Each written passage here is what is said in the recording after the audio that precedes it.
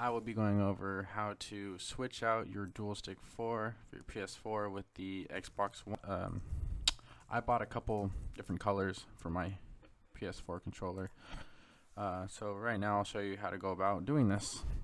So on the back of the controller you'll see you have the 4 slots for the screws. We're going to go ahead and unscrew them. Mine were for some reason really tough, so if it is, don't fret it. They'll come out eventually. I've seen some people online get it out with ease. After that, you see here we have to pull up the controller apart, and to be honest with you, it's pretty difficult. I heard cracks while doing it, so if you do, I'm sure it's fine.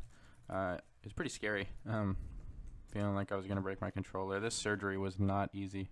Now this ribbon here, be very careful with it. I use tweezers to pull it out. You don't want to rip it, that'll ruin the light. With the battery here, it's not too hard to pull out. It might click, should be fine. Mine was a little hard to pull out, but for some reason my controller was giving me a lot of work. And then don't forget to put your reset button to the side. You don't want to forget that when you're putting it back into the controller. So this ribbon here connects to the motherboard, so please be careful with it. It took me a little while to pull out. As you see here, I'm struggling. Don't want to break that. That is for your pretty much for the touchpad. But once you pull that off, go ahead and just take the motherboard out. It's not too difficult. And yeah, when you pull that back, you'll see right there the sticks are out in the open. You see the motherboard and all that. So pulling them off is pretty easy. Just get a good grip on it. You don't want to pull on the back of the motherboard. You don't want to rip that off. But yeah, once you take them off,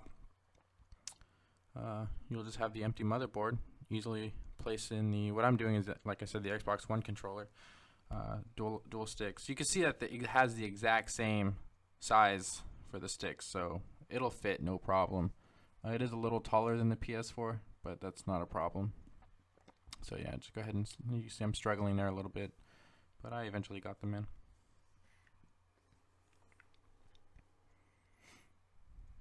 I got blue because it was cheaper than the black ones, you know, trying to live frugal. So I clicked them here to make sure they were on. Yeah, I'm gonna be honest, doing this entire thing, oh yeah, see that? It's ridiculous how bad it ripped. I was scared. I thought I was gonna break my controller, so I ran upstairs right away to make sure it was working. So you go ahead and put the motherboard back in. Make sure that ribbon doesn't get stuck behind the motherboard, because that'll be a pain in the ass to pull out. Clicking it back in too, really easy. Oh, okay, right here, my select button fell out. So if that happens, just replace it back. It's not too difficult. But yeah, getting the controller back in, you're gonna have to move it around a lot. Make sure you click down the left and the right stick. And again, this ribbon, be very careful with. I felt like I almost broke it trying to put it back into this right here, but luckily I did not. Put the screw in. You don't want to forget that screw. And then, like I said, the reset button. Don't forget that. It's small and it's easy to lose. Watch the guy who put his controller back together without it. That was funny. Alright, I'm going to go ahead and put in the ribbon to the controller. So it wasn't too hard. Make sure the other side doesn't come off. That was kind of difficult to put back on.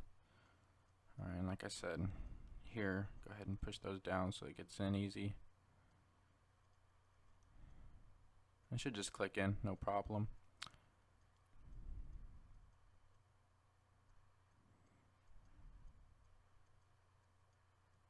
Oh, right, I forgot the battery here. I thought that was funny. So I'm putting the battery back in right now. Yeah, so I clicked it all together. Like I said, it shouldn't have been too hard for you. And here it is working, because I was in a rush to make sure it worked. Perfect.